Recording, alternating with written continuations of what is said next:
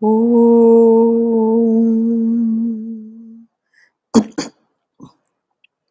Vasudevasutam Devam Kansachanuramardanam Devaki Paramanandam Krishnam Vande Jagadguru समस्त जन कल्याणे निरतं करुणामयं नमामि चिन्मयं देवं सद्गुरुं ब्रह्मविद्वरम् ॐ श्री गणेशाय नमः हरि ओम. So we start chapter 12 now, and this is a chapter on devotion, because in the last chapter the Lord had said that who jo ananya bhakti is something ananya, that means none else, no other. If somebody can worship me like that, and me alone he surrenders to, then that person is the best yogi, he had said. So Arjun, being a man of practical wisdom, he is a warrior, he is a prince, he wants to acquire, aggrandize power, he wants to have the best possible. That is of course the temperament of any prince, that he wants the highest and he wants the best. Now when the Lord has enumerated something as the highest, something highest which you can achieve, then that thing is what Arjun would like to have, isn't it? So here he says he wants to jump directly into it, and he thinks that with purushartha, that means with self effort, if he can get it, then why shouldn't he get it?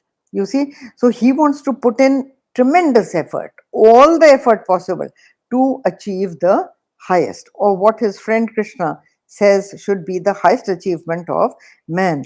Now Arjun has surrendered his intellect. Till now, he was a big questioner, big doubter, but after having seen the Virat Roop, he has understood that the Lord that he is talking to, that is Krishna, is no ordinary cowherd boy.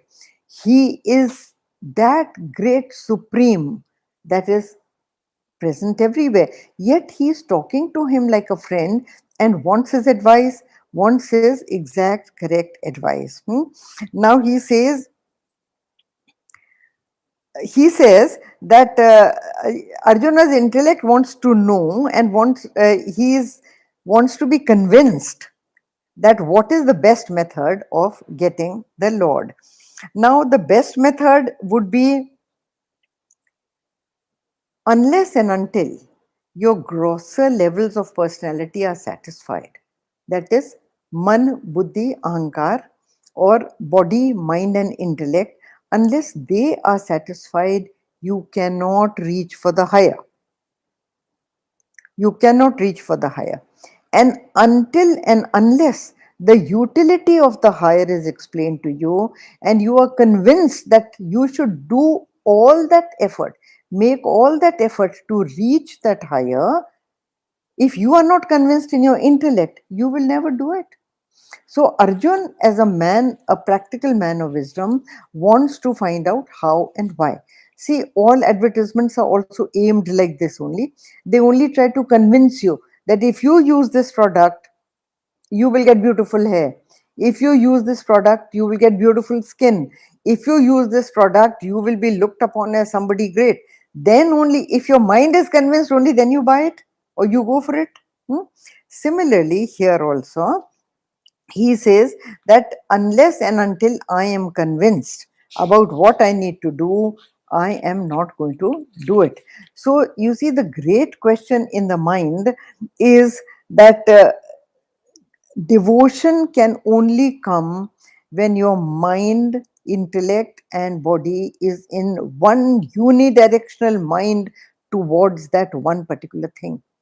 The more you think of that one thing alone, the more you think of one thing alone, the more your actions go towards that thing.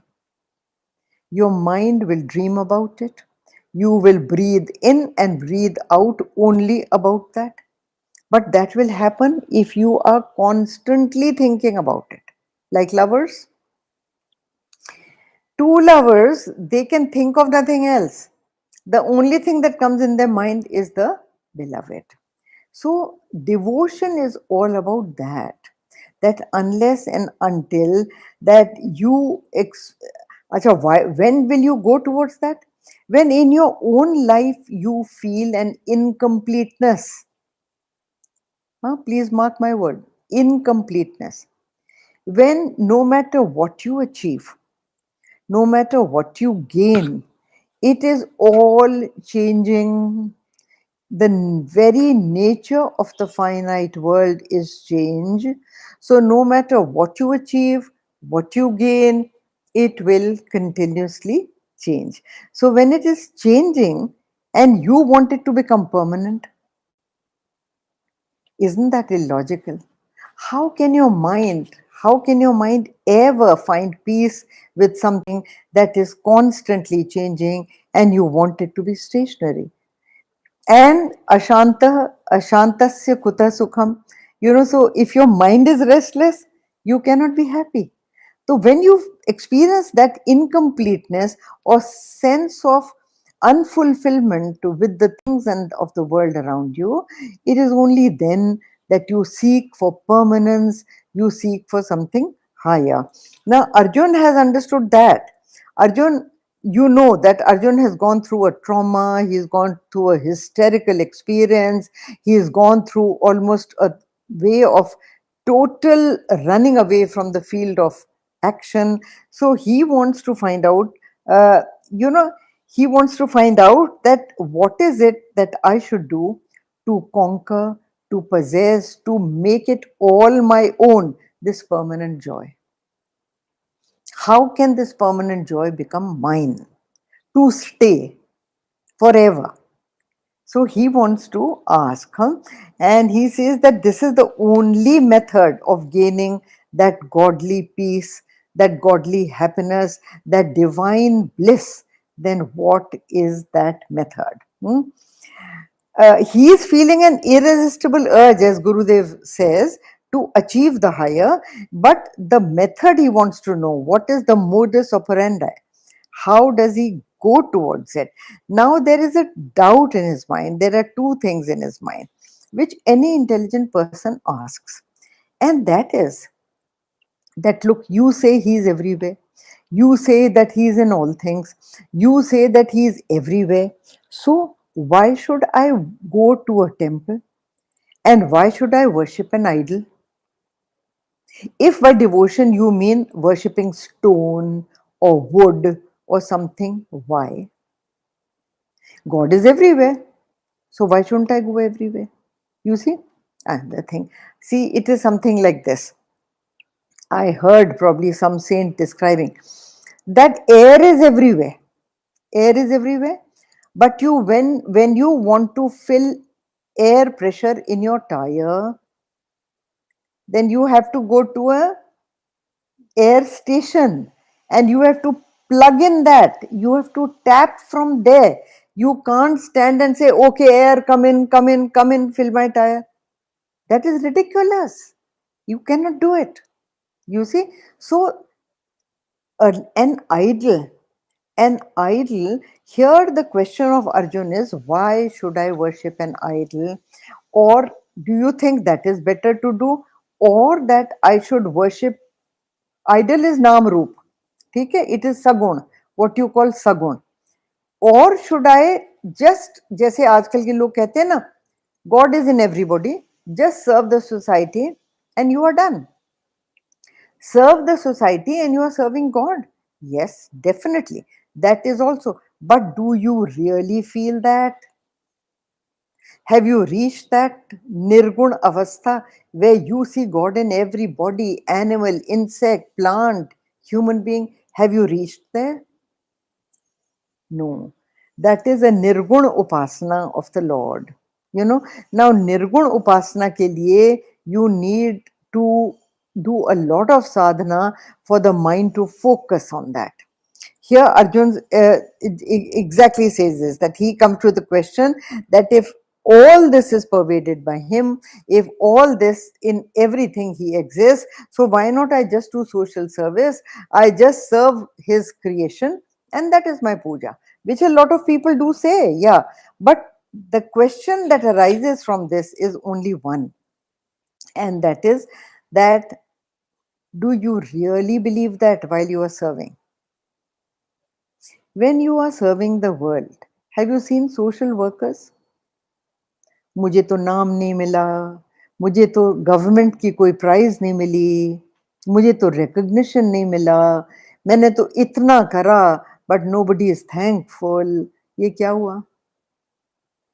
Is this serving the Lord, or is this serving somewhere or the other your own interest, your own flattering or fattening your ego, flattering your ego, whatever you call.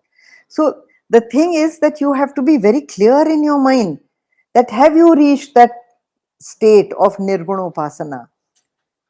You need a lot of sadhana to reach there. Everybody doesn't reach there. So then what is the short way of getting to it? What is the shortcut, as you would say, or what is the easier way? Sorry. Now in my previous lectures I have mentioned that before, that the mind can only function in nama roop. Mind can only function in the field of the known. It cannot function in the field of the unknown. In Plato's book 10, I have given a reference before, in the Republic book 10, he gives this example, and he gives a big example only to prove to you, I'm not repeating it, I'm just telling you to prove to you that the mind can only function in the field of the known. Any name or form that the mind has seen and experienced, even in imagination, the mind can refer to it. But something that the mind has never heard about, never seen, so there is no namarup, there is neither form, no name to it, the mind will draw blank. So Nirgun Upasana, when you say I want to meditate, meditate on what? People ask, what do you focus on? Isn't it? Have you heard that question?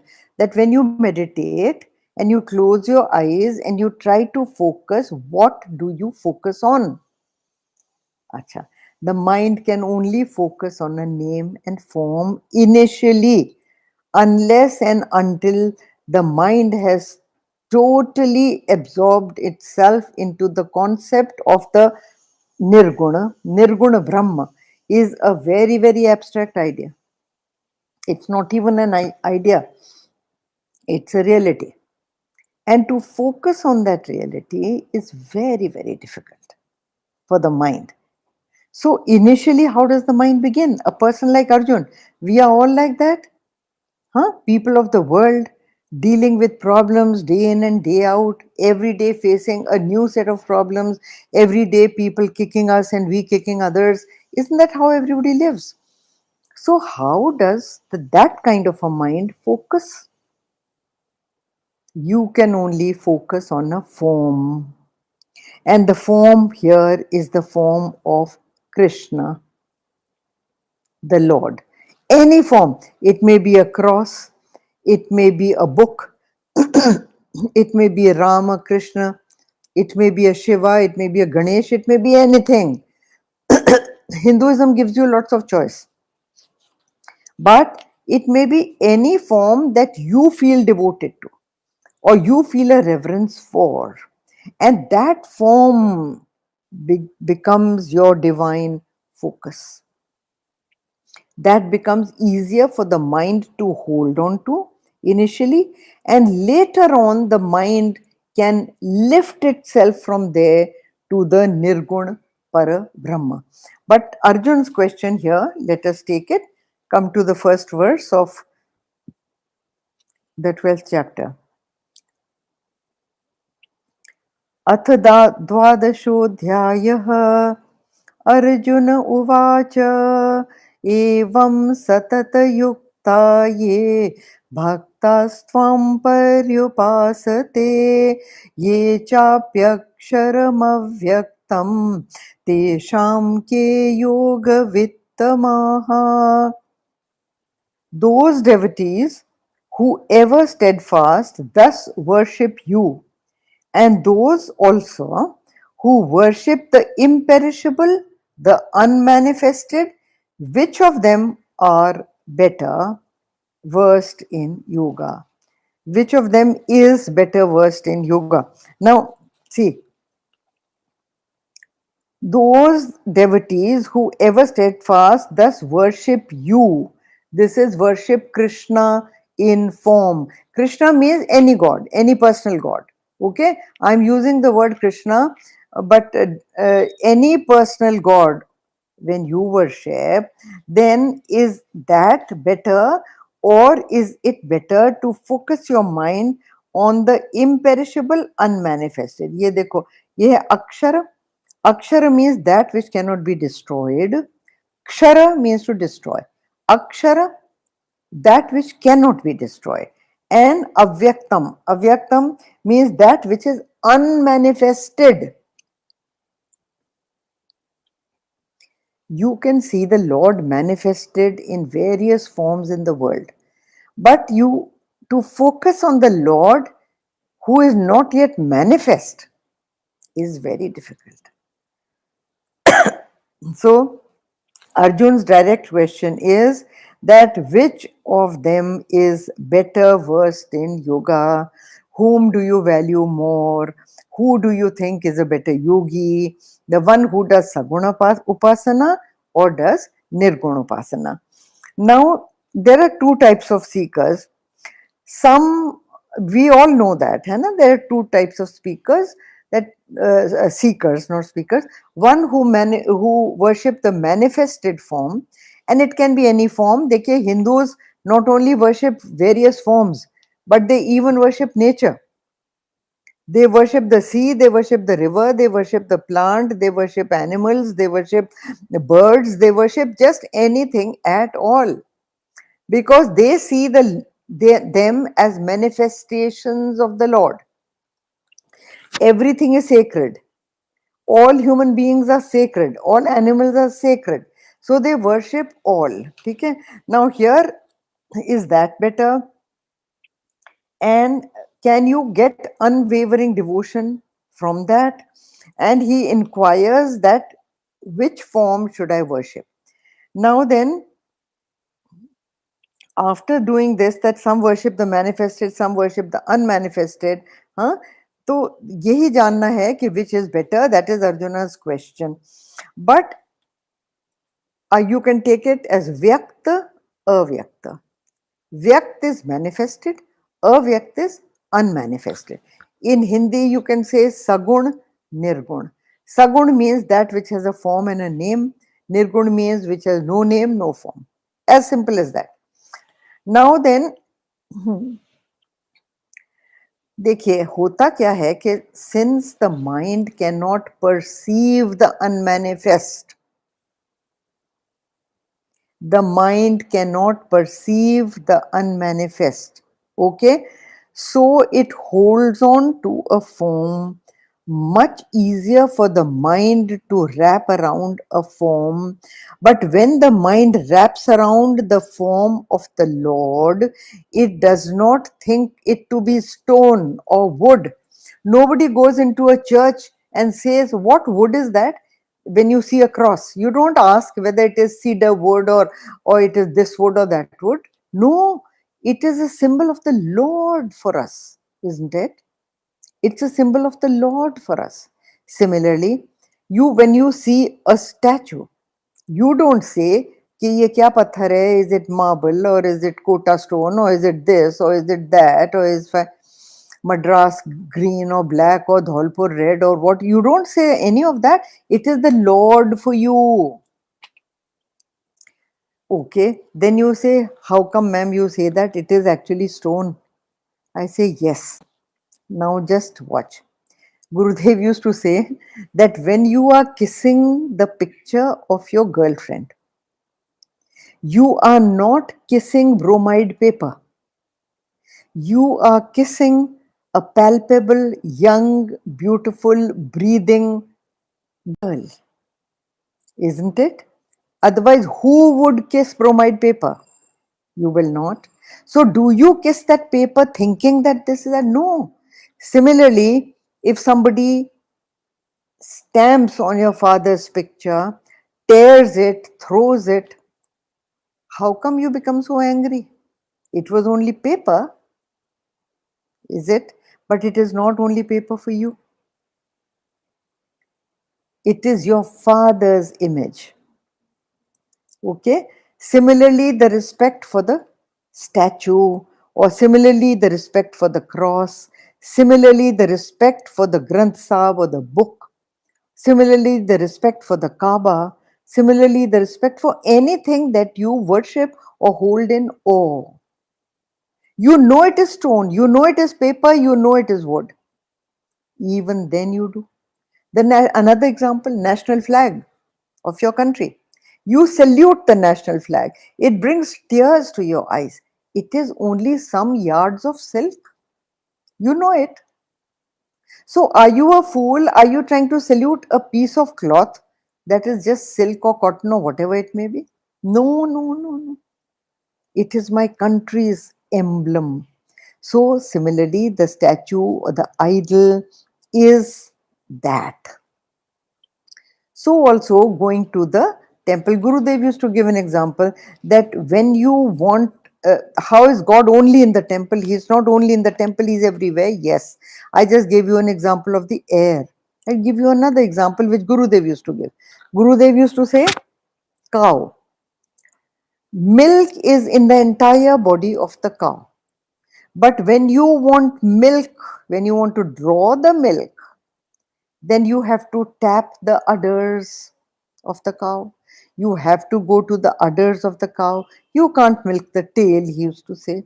You can't milk the horns of the cow. No, you can't.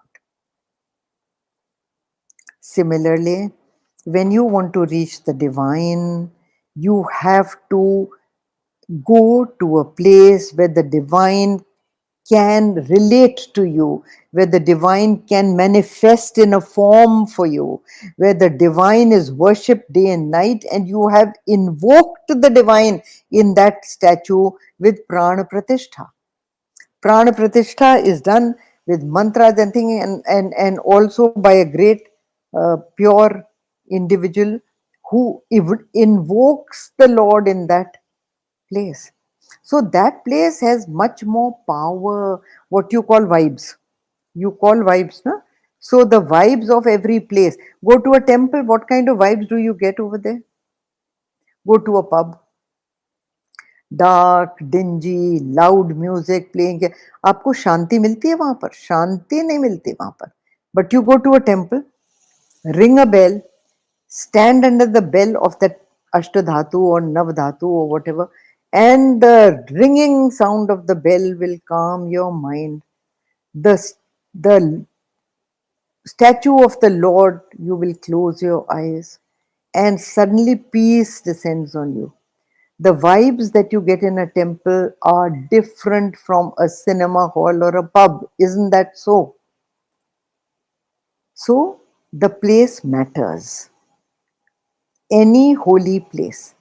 Any holy place where prayers are held, where people's minds lift up in devotion and gratitude to their Maker, has got vibes.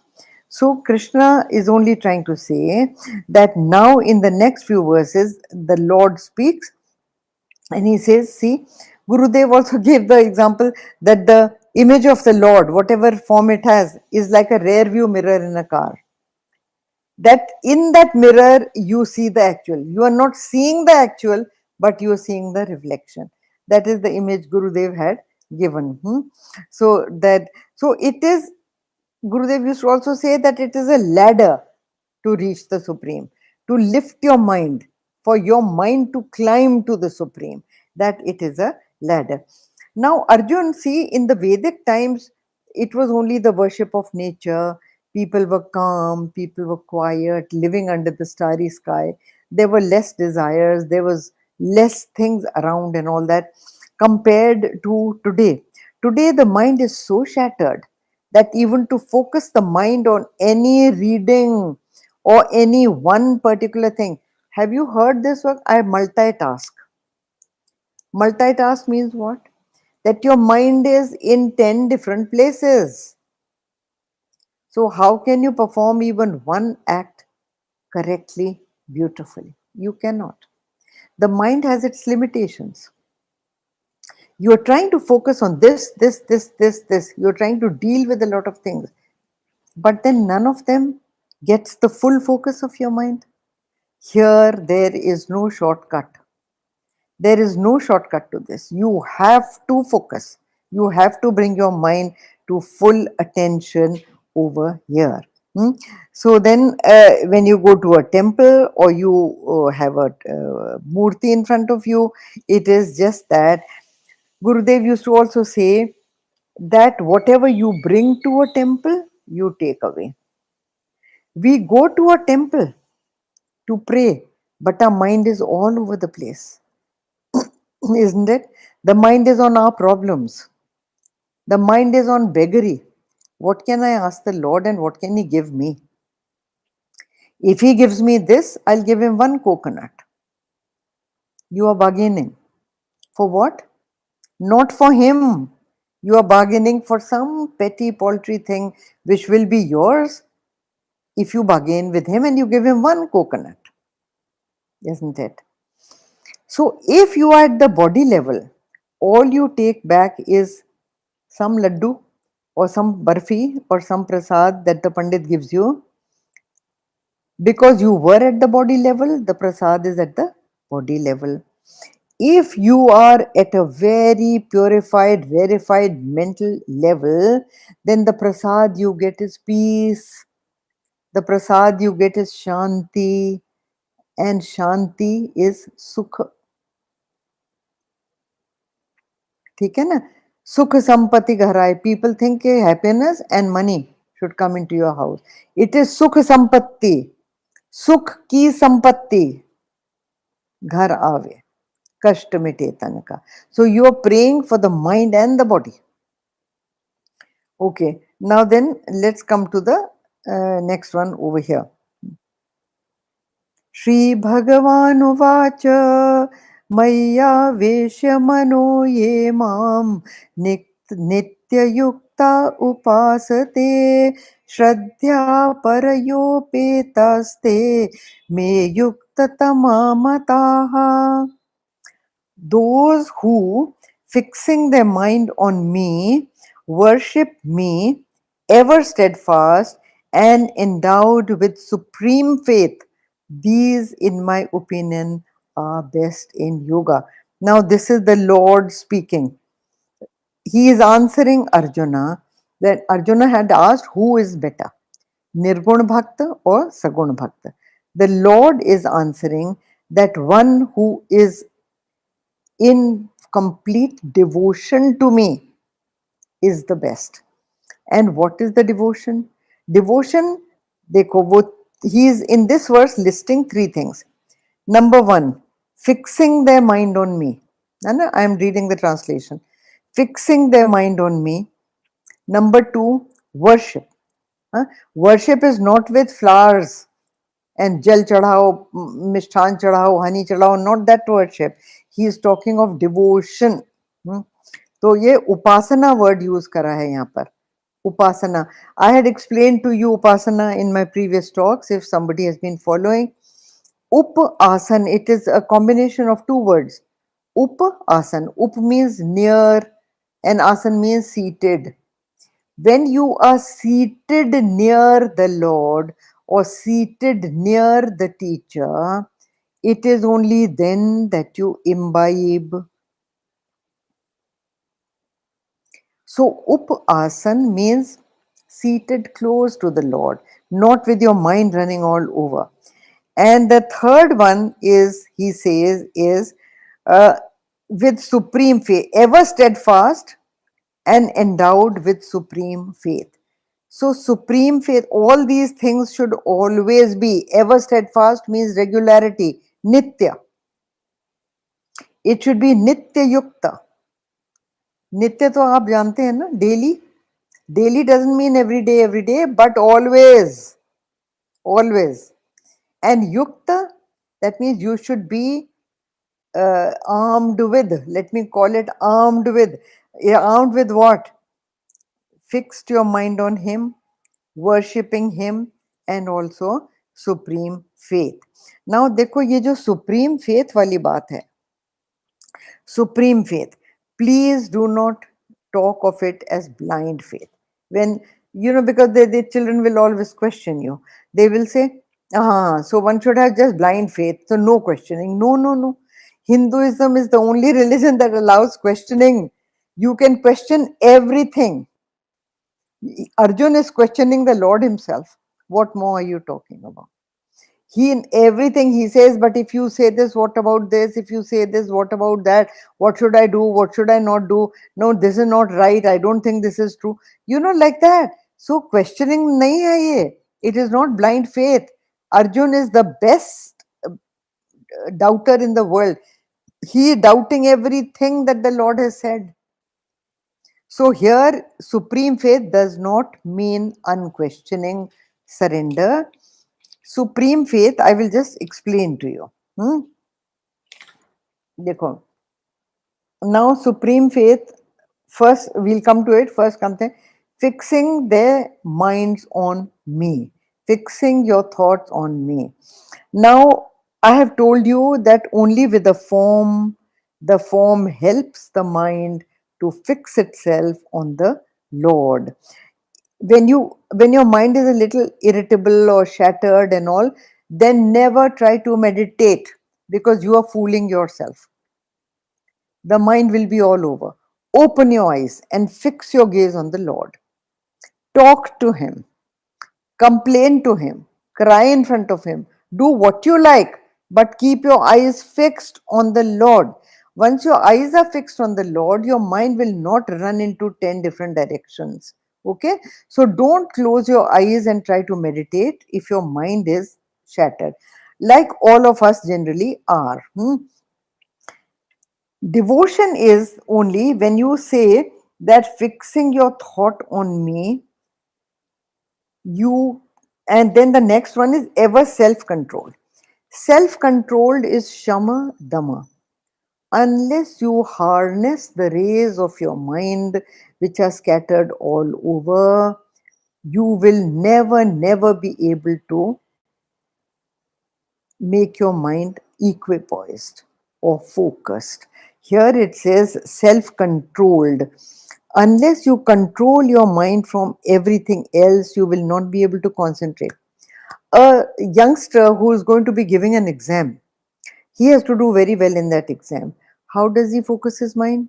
The first thing that he does is no cinema, no outings, no going out with friends, no this, no that, closing all the doors of his room and totally concentrating. He fixes a light on his book, concentrating on your book, right?